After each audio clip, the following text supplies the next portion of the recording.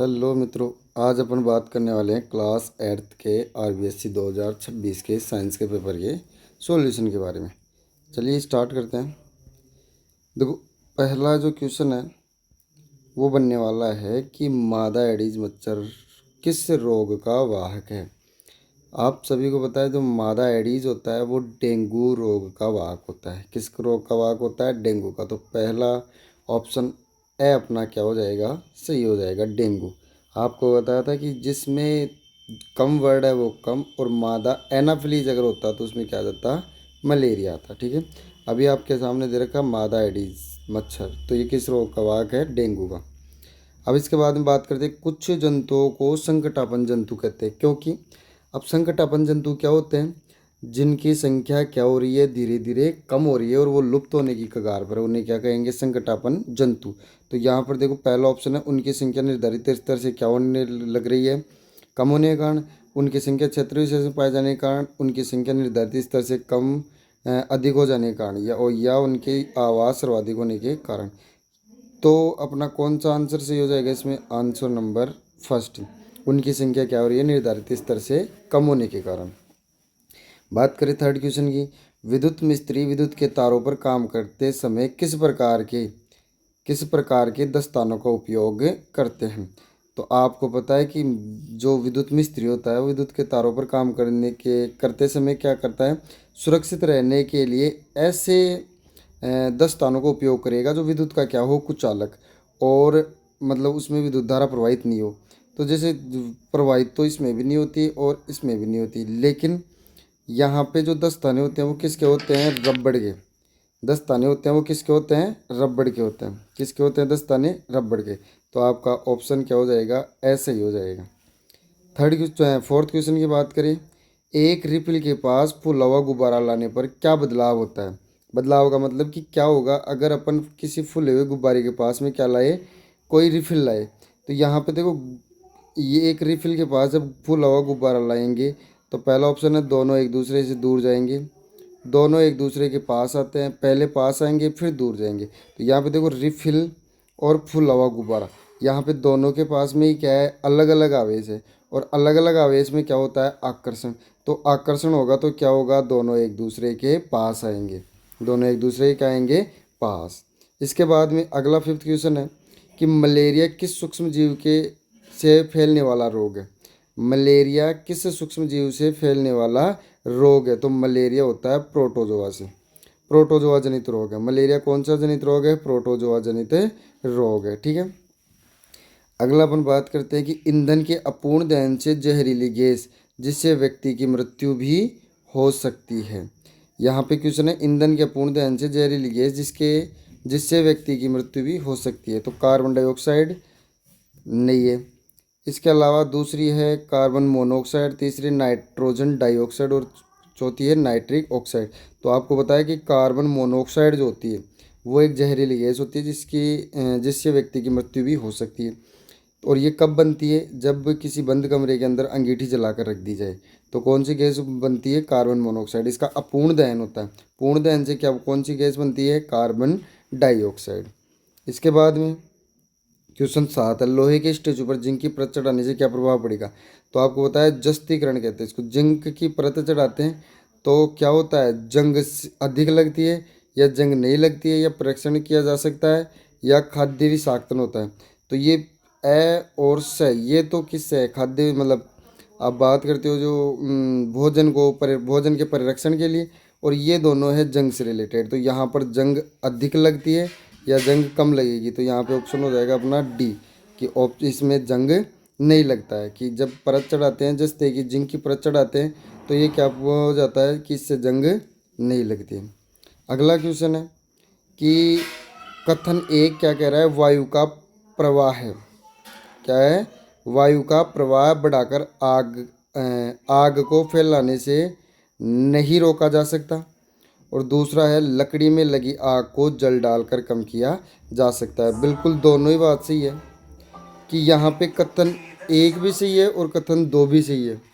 कथन एक भी सही है और कथन दो भी सही है, कि वायु का प्रवाह बढ़ाकर अपन आग को नहीं रोक सकते और लकड़ी में लगी आग को जल से बुझाया जा सकता है। तो दोनों ही ऑप्शन चाहिए, तो इसमें हो जाएगा ऑप्शन नंबर स, कथन 1 व कथन 2 दोनों सत्य हैं। अगला क्वेश्चन है, बिजली संयंत्र में किस जीवाश्म ईंधन का उपयोग किया जाता है? तो आपको पता है बिजली संयंत्र जो होते हैं उसके अंदर किसका उपयोग किया जाता है? कोयले का उपयोग किया जाता है। किसका उपयोग किया जाता है? कोयले का उपयोग किया जाता है। ठीक है। इसके संबंधित आपको पता है कि लंदन के अंदर सबसे पहले जब कोयला गैस बनी थी तो लंदन के अंदर क्या की गई थी? लाइटें जलाई गई थी। कोयला गैस से क्या जलाई गई थी? लाइटें जलाई गई थी। ठीक है। तो यहाँ पे और अभी थोड़ा मतलब पहले जब ट्रेन वगैरह जो हुआ करती थी, रेल वगैरह जो हुआ करती थी, वो किससे चलती थी? कोयले से चलती थी। तो बिजली संयंत्र में किस जीवाश्म ईंधन का उपयोग किया जाता है? तो हो जाएगा आपका राइट आंसर कोयला। अगला है, निम्नांकित चित्र के आधार पर कौन सा शुक्राणु अंडाणु के साथ में निषेचन प्रक्रिया को पूर्ण करता है या करेगा? तो यहाँ पे देखो 3 शुक्राणु दिए गए और यहाँ पे है अंडाणु। तो एक जो ये आगे वाला जो ए नंबर वाला जो शुक्राणु है वो किससे संलयन करेगा?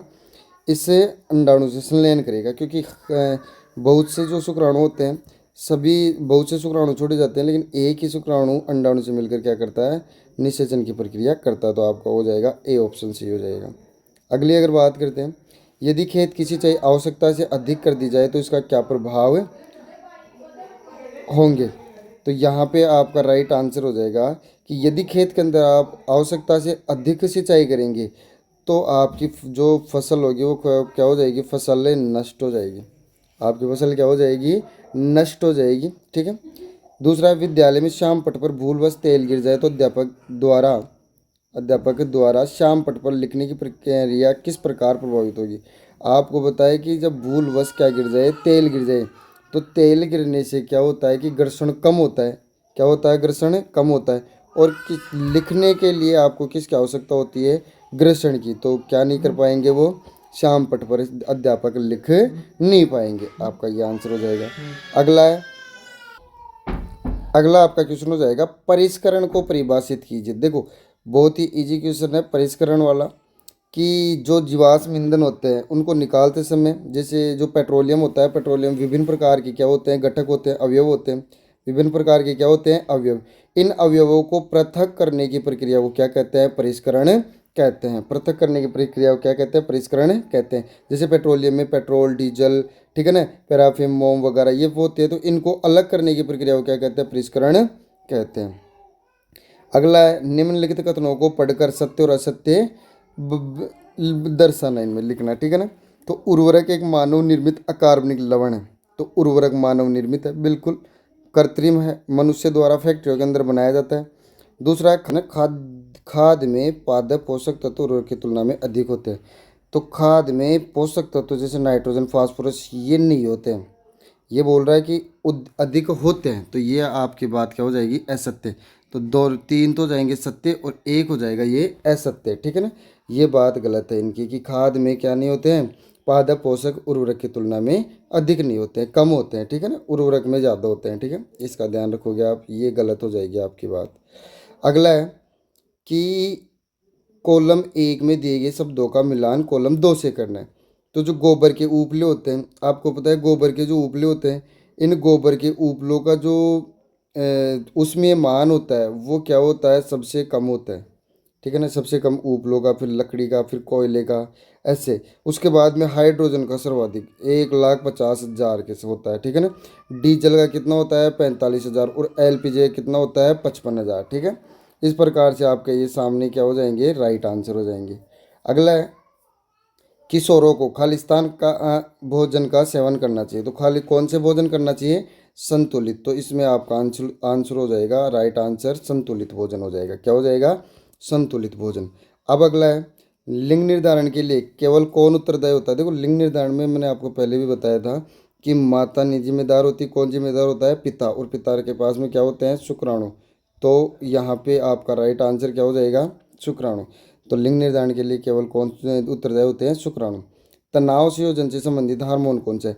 देखो तनाव हो गया आपका, आपातकालीन परिस्थितियाँ हो गई, उस आपातकालीन परिस्थितियों में कौन सा हार्मोन होता है? Adrenaline hormone. कौन सा हार्मोन उत्तरदायी होता है? एड्रीनलिन हार्मोन इसके लिए क्या होता है? उत्तरदायी होता है। अगला है, नशीले पदार्थ स्वास्थ्य एवं खुशी दोनों को ही क्या करते हैं। अब नशीले पदार्थ क्या करेंगे, जो भी किशोर नशीले पदार्थों का उपयोग करते हैं उन उपयोगों के कारण जो कोई भी किशोर होता है उस किशोर का क्या हो जाता है, खुशी और स्वास्थ्य दोनों ही क्या हो जाते हैं, बर्बाद हो जाते हैं। क्या हो जाते हैं, बर्बाद। तो इसका राइट आंसर हो जाएगा बर्बाद। अगला है स्थिर विद्युत बल असंपर्क बल भी है क्यों।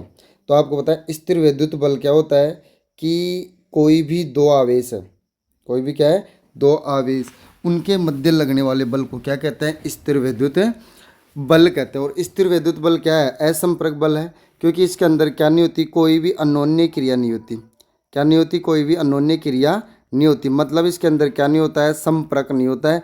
बिना संपर्क के ही क्या होता है, बल लगाया जाता है। बिना संपर्क के क्या लगाया जाता है, बल लगाया जाता है। और ऐसा बल क्या कहलाता है, असंपर्क बल कहलाता है। अगला है नदियों का पानी सदैव ढलान की तरफ क्यों बहता है। तो आपको पता है कि नदियों का जो पानी होता है वो ढलान की तरफ क्यों बहता है, किसके कारण बहता है। आपको पता है नदियों का जो पानी होता है वो गुरुत्वाकर्षण के कारण ढलान की तरफ बहता है। किसके कारण, गुरुत्वाकर्षण बल के कारण। कौन से बल के कारण, गुरुत्वाकर्षण बल के कारण किधर बहता है, ढलान की तरफ बहता है। तो किसकी तरफ बहता है, ढलान की तरफ बहता है। कौन सा पानी, नदियों का पानी। अगला क्वेश्चन हो जाएगा कि सूखी लकड़ी एवं धातु के तार की विद्युत चालकता में अंतर का कारण बताइए। देखो सूखी लकड़ी और जो धातु के तार होते हैं, सूखी लकड़ी क्या होती है, विद्युत की कुचालक, और धातु के तार जो होते हैं वो क्या होते हैं, विद्युत के सुचालक होते हैं। विद्युत के क्या होते हैं, सुचालक। और यहाँ पे देखो इनमें अंतर क्या है, क्योंकि सूखी लकड़ी के अंदर विद्युत का चालन नहीं होता है, तार के अंदर विद्युत का चालन होता है। क्यों, क्योंकि सूखी लकड़ी के अंदर मुक्त इलेक्ट्रॉन नहीं होते हैं और विद्युत के जो तार होते हैं उनके अंदर क्या होते हैं, मुक्त इलेक्ट्रॉन होते हैं। चलते चलते वाहन में उच्च ध्वनि के साथ गाने चलाना दुर्घटना को न्योता देना कथन के समर्थन में अपने विचार। देखो जब आप वाहन चलाते हो तो वाहन चलाते समय आप अगर गाने सुन रहे हो तो गाने सुनने से क्या होगा, एक तो आपका ध्यान भटकेगा। क्या भटकेगा, ध्यान भटकेगा। और ध्यान भटकने से क्या होगा कि ध्यान भटकने से आपकी क्या हो सकती है, दुर्घटना होने के चांसेज बढ़ जाते हैं। इसके अलावा पीछे से वाहन जो आ रहे हैं उनकी आपको ध्वनि सुनाई नहीं देगी, आपको उसका पता नहीं चलेगा, आपका ध्यान भटक जाएगा, ठीक है ना। एकाग्रता आपकी क्या हो जाएगी, भंग हो जाएगी, जिससे दुर्घटना के जो चांसेज है वो क्या हो जाएंगे, बढ़ जाएंगे। अगला है ऊंचे भवनों में तड़ित चालक लगाने का औचित्य सिद्ध कीजिए। देखो ऊंचे जो भवन होते हैं उन भवनों की छत के ऊपर, और उन भवनों की छत के ऊपर एक लोहे की क्या लगा दी जाती है, छड़। और उस लोहे की छड़ को किससे, एक तार के द्वारा किस में जोड़ दिया जाता है, जमीन में जोड़ दिया जाता है। और भूमि में क्या लगा दी जाती है, एक धातु की प्लेट।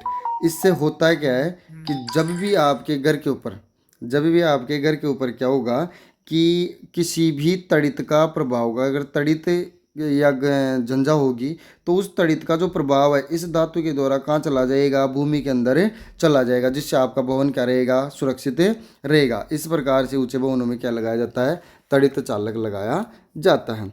अगला है विद्यालय प्रयोगशाला में लेजर प्रकाश स्रोत का उपयोग विद्यार्थियों द्वारा बिना सावधानी बरते करना उचित नहीं है। कारण लिखिए। देखो कारण क्या है, आप अपनी प्रयोगशाला के अंदर, विद्यालय की प्रयोगशाला के अंदर लेजर प्रकाश स्रोत का उपयोग कर रहे हो, जिससे आपकी आंखों की जो है उनको हानि हो सकती है। रेटिना क्षतिग्रस्त हो सकता है, जिससे आपको दिखना कम हो सकता है या दिखाई देना क्या हो सकता है, बंद हो सकता है। इसलिए जब भी आप प्रयोगशाला के अंदर कोई भी प्रकाश स्रोत का उपयोग करो तो किसका उपयोग करके करो, अपने जो भी चश्मे का उपयोग करके करो, ठीक है। अगला है जब हाइल्स पहनकर मुलायम मिट्टी पर चला जाता है तो क्यों कट जाती है। मैंने आपको पहले बताया था, यदि क्षेत्रफल कम हो, यदि क्या हो, क्षेत्रफल कम हो, क्षेत्रफल कम होगा तो क्या लगेगा, दाब ज़्यादा लगेगा, दाब क्या लगेगा, ज़्यादा। और यदि क्षेत्रफल क्या होगा, ज़्यादा होगा, क्षेत्रफल ज़्यादा होगा तो दाब क्या लगेगा, कम लगेगा। तो यहाँ पे हाई हिल के पीछे जो मतलब एक नुकीला भाग होता है, और नुकीले भाग के कारण यहाँ पे क्षेत्रफल क्या हो जाता है, कम, जिसके कारण क्या लगता है, दाब ज़्यादा। और दाब ज़्यादा लगता है एकांक क्षेत्रफल पर लगता है, जिससे क्या हो जाते हैं, मिट्टी के अंदर गड्ढे पड़ जाते हैं। क्या हो जाते हैं, मिट्टी के अंदर गड्ढे पड़ जाते हैं। अगला है यदि पुस्तकों को एक दूसरे के ऊपर रखा जाए तो मध्य में एक पुस्तक खींचने का प्रयास किया जाए तो घर्षण क्यों बढ़ जाता है। मैंने आपको बताया था, यानी कि दाब लगाकर या वजन बढ़ाकर, क्या बढ़ाकर, वजन बढ़ाकर क्या किया जा सकता है, घर्षण को बढ़ाया जा सकता है। किसको बढ़ाया जा सकता है, घर्षण को बढ़ाया जा सकता है, ठीक है। वजन बढ़ाकर किसको बढ़ाया जा सकता है, घर्षण को बढ़ाया जा सकता है। तो यहाँ पे एक के ऊपर एक पुस्तक रखी हुई है, तो पुस्तक रखोगे तो उसके ऊपर क्या बढ़ेगा, वजन बढ़ेगा। वजन बढ़ने से उसके ऊपर क्या बढ़ जाएगा, दाब बढ़ेगा। और दाब बढ़ने से क्या होता है, घर्षण बढ़ता है। क्या होता है, घर्षण बढ़ता है। अगला है, यदि कोई विद्यार्थी या कोई छात्र गिटार के तार को जोर से कंपन करता है तो ध्वनि की तीव्रता और स्वर पर क्या प्रभाव पड़ेगा। तो उसकी क्या बढ़ जाएगी, आवृत्ति बढ़ जाएगी। क्या बढ़ जाएगी, उसकी आवृत्ति। आवृत्ति बढ़ेगी, आयाम बढ़ेगा, और आयाम बढ़ने से ध्वनि क्या हो जाएगी, प्रबल हो जाएगी। ध्वनि क्या हो जाएगी, प्रबल। ध्वनि क्या हो जाएगी, प्रबल, यानी कि ध्वनि तीखी हो जाएगी। ठीक है, ध्वनि क्या हो जाएगी, तीखी। ऐसा ही अगला क्वेश्चन है कि घर्षण बल खेलों में खिलाड़ियों की मदद कैसे करता है। आपको पता है, जो भी खिलाड़ी होते हैं, क्या होते हैं, खिलाड़ी। खिलाड़ी क्या करते हैं, आपने देखा होगा कि कीलदार जूते पहनते हैं। क्या पहनते हैं, कीलदार जूते। कीलदार जूते क्यों पहनते हैं, स्पाइक्स वाले, क्योंकि वो घर्षण को क्या करते हैं, बढ़ाते हैं, जिससे घर्षण क्या हो जाता है, बढ़ जाता है। घर्षण क्या हो जाता है, बढ़ जाता है। और घर्षण बढ़ने के कारण वो क्या होते हैं, ज़मीन के साथ में अपनी जो पकड़ है वो क्या कर लेते हैं, मजबूत कर लेते हैं, जिससे फिसलते नहीं है और गिरते नहीं है, फिसलते नहीं है और गिरते नहीं है। ठीक है, अगला जो क्वेश्चन है वो क्वेश्चन हो जाएगा, नाइट्रोजन स्थिरीकरण में सूक्ष्म जीवों की भूमिका का विश्लेषण कीजिए। देखो, नाइट्रोजन स्थिरीकरण में क्या होते हैं, दो सूक्ष्म जीव होते हैं। कितने सूक्ष्म जीव होते हैं, दो। एक तो होता है राइजोबियम। क्या होता है, सॉरी, क्या एक पहला जो सूक्ष्म जीव होता है वो होता है राइजोबियम। क्या होता है, राइजोबियम। और दूसरा जो सूक्ष्म जीव है, वो दूसरा सूक्ष्म जीव है नील हरित शैवाल। कौन सा है, नील हरित शैवाल। अब इनमें होता क्या है, जो राइजोबियम होता है, कौन होता है, राइजोबियम। ये राइजोबियम और नील हरित शैवाल क्या करते हैं, वायुमंडल में उपस्थित 78% जो नाइट्रोजन होती है, 78% जो नाइट्रोजन होती है, इस 78% नाइट्रोजन को कहाँ लेकर आते हैं, पौधे की जड़ों में लेकर आते हैं। कहाँ लेकर आते हैं, पौधे की जड़ों में। कहाँ लेकर आते हैं, पौधे की जड़ों में। जड़ों से ये जो नाइट्रोजन है वो कहाँ चली जाती है, तने और पत्ती में चली जाती है। तने और पत्ती को दूसरा जीव खा लेता है और खाकर सीधे क्या कर देता है, नाइट्रोजन में छोड़ देता है। या कई बार ये जो पौधा होता है ये मृत हो जाता है, तो मृत होने से अपघटन के कारण कुछ तो सीधे वातावरण में चली जाती है और कुछ को नीलर हिस्से वाला और राइजोबियम वापस क्या कर देते हैं, पेड़ के पौधों में। इस प्रकार से प्रक्रिया चलती रहती है और नाइट्रोजन का क्या हो जाता है, स्थिरीकरण हो जाता है। और नाइट्रोजन की जो मात्रा है वो वायुमंडल में 78% ही बनी रहती है। बात समझ में आई। अगले क्वेश्चन की अगर बात करें तो अगला क्वेश्चन है कि इंद्रधनुष बनने की प्रक्रिया की व्याख्या कीजिए। इंद्रधनुष कैसे बनता है, जो वर्षा होती है, क्या होती है, वर्षा। वर्षा के बाद में वायुमंडल में पानी की कुछ बूंदें रह जाती है। क्या रह जाती है, पानी की कुछ बूंदें। और पानी की बूंदों के ऊपर क्या करता है, जब सूर्य का प्रकाश पड़ता है, क्या पड़ता है, सूर्य का प्रकाश, तो ये जो पानी की बूंद है ये प्रिज्म की भांति व्यवहार करती है। किसकी भांति व्यवहार करती है, प्रिज्म की। और प्रिज्म की भांति व्यवहार करने से जैसे ही सूर्य का प्रकाश इसके ऊपर पड़ता है तो इसके ऊपर पड़ने से ये जो पानी की बूंद के ऊपर पड़ने से प्रकाश का रंग कितने रंगों में, 7 रंगों में विभक्त हो जाता है। कितने रंगों में, 7 रंगों में। और ये जो इंद्रधनुष बनता है ये सूर्य की विपरीत दिशा में बनता है। कौन सी दिशा में बनता है, सूर्य की विपरीत दिशा में बनता है। ठीक है, इस प्रकार से आपको याद रखना है, सूर्य की विपरीत दिशा में बनता है। अगले क्वेश्चन की अपन बात करें, समतल दर्पण के सामने आप खड़े हैं, समतल दर्पण में बने प्रतिबिंब का विश्लेषण कीजिए। देखो, समतल जो दर्पण होता है उससे समतल दर्पण की कुछ विशेषता होती है। ये प्रतिबिंब जो बनाता है, सबसे पहले तो ये प्रतिबिंब बनाएगा आभासी और सीधा। समतल दर्पण कौन सा प्रतिबिंब बनाएगा, आभासी और सीधा। कैसा बनेगा, वस्तु के सॉरी दर्पण के पीछे। क्या बनाएगा, दर्पण के पीछे। दर्पण के पीछे क्या बनाएगा, प्रतिबिंब बनाएगा। उतनी ही साइज का बनाएगा। साइज क्या रहेगी, समान रहेगी, मतलब वस्तु के समान ही प्रतिबिंब की क्या रहेगी, साइज रहेगी। ठीक है, इस प्रकार से। और उतनी ही दूरी पर बनाएगा जितनी दूरी पर कौन है, वस्तु रखी हुई है। अगला क्वेश्चन है, वृक्षारोपण अभियान के 3 दूरगामी परिणामों की सूची बनाइए। देखो, वृक्षारोपण होगा तो वनों की क्या होगी, बढ़ोतरी होगी, यानी कि पेड़ों की संख्या में बढ़ोतरी होगी, पेड़ अधिक होंगे। और आपको पता है कि पेड़ अधिक होंगे, देखो मैंने वनोन्मूलन के आपको क्या बताए थे, दुष्प्रभाव बताए थे। दुष्प्रभाव में सबसे पहला था कि ऑक्सीजन की क्या हो रही थी, कमी। अब पेड़ पौधे ज़्यादा होंगे, वनोरोपण किया जाएगा, पेड़ पौधे लगाएंगे, तो अगर कमी से तो क्या होते हैं, ऑक्सीजन की कमी, तो पेड़ पौधे की अधिकता से क्या हो जाएगी, ऑक्सीजन बहुत ज़्यादा मात्रा में अपने को मिलेगी। दूसरा था कि CO2 की वृद्धि होगी। क्या होगी, CO2 की वृद्धि। लेकिन वृक्षारोपण करेंगे तो CO2 की क्या आएगी, कमी। अब जब CO2 की कमी आएगी तो तापमान भी क्या होगा, कम। तापमान कम होगा तो जो ग्लोबल वार्मिंग है, विश्व उष्णन है, वो भी नहीं होगा, वो भी नहीं होगा। बात आपके समझ में आई। इसके साथ में ही दूसरा क्वेश्चन है, एड्स रोक के, और इसके अलावा और भी लिख सकते हो कि वृक्षारोपण से वर्षा दर बढ़ेगी।